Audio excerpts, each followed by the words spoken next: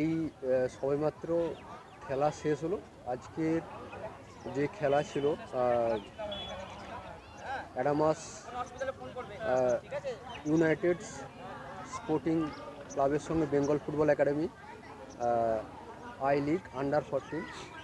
আজকের ম্যাচে Bengal football academy জয়লাভ করেছে।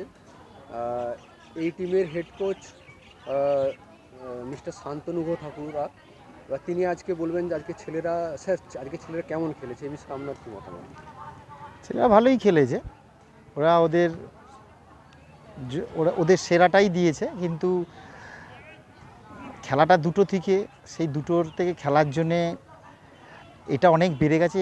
এখন হিউমিডিটিটা অনেক বেড়ে গেছে, তার ফলে প্রচুর কষ্ট হচ্ছে ছেলেদের। ক্লাইমেটটা আগের থেকে অনেক চেঞ্জ হয়ে গেছে।